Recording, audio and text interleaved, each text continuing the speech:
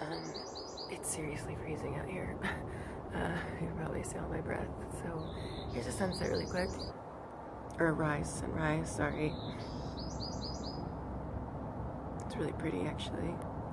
It's a few minutes before sunrise actually. And here's me saying, bye, I'm going back to sleep. It's way too fucking cold and I'm really tired. Okay, bye for now, guys. Wow, guys. So I just finished watching the second episode of Joseph Campbell and the Power of Myths. If you have Netflix, I absolutely highly recommend this series. My mind is just like blown. This is definitely was part of my devotion practice today. I did that intentionally. But wow, listening to that man speak about this,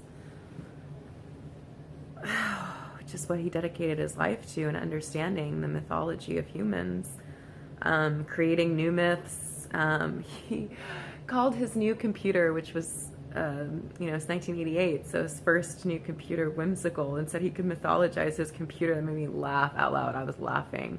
It's so much that he was talking about with his computer. But, in the 80s is when we started to take spirituality, mythology, connection to the mystery, divine, religion, all of that. I don't ascribe to any organized religion, but just in general, that all started to be removed from our society, and we started to worship just science and see them as something that's separate, which is absolutely not the case. Science and spirituality are one and the same.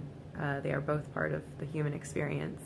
And it's interesting because this is when it started to happen, and he talks about that. He talks about how removing mythology from our culture is why we are in the trouble that we are in, and why we are disintegrating and heading in the direction that we're heading in. And I have believed that for years. Not being able to connect to a higher source within us. It doesn't have to be a God in the sky, and he talks about that, and this is what I believe too. I am God and God is me, or I am divinity and divinity is me. There is no separation.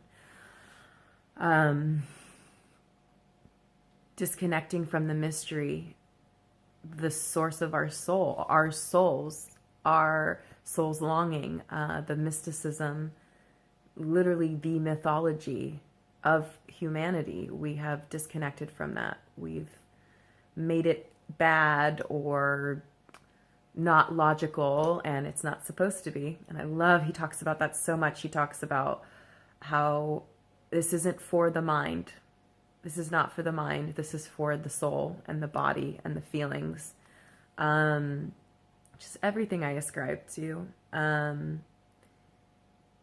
When we've disconnected from those things, we've disconnected from our humanity, from what it is to be human. And he talks about so much about how it's not about changing the system, it's about staying human in this system. And yes, this is everything that I absolutely believe in and practice in my daily life.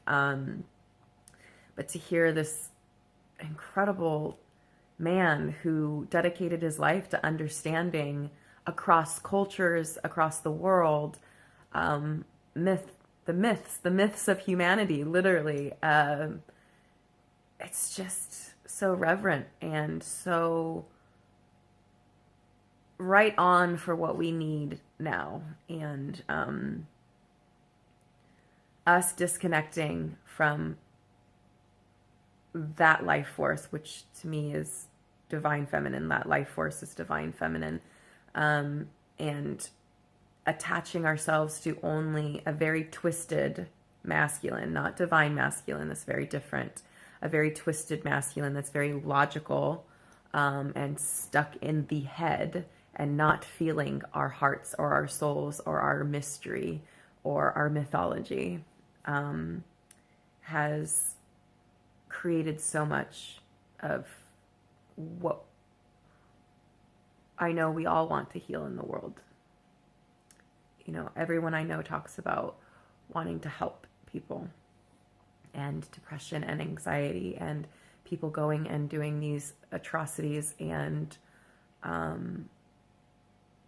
you know, the state of politics, and you know, you name it. And this is how we come back to our humanity. This is how we heal the world, is by coming back to our humanity. And it's not wooey wooey, and it's not anti-science, and it's not illogical. It is illogical, but not in the negative connotation of what that means. Yeah, anyway, that's what I have for today, guys. Blessed be.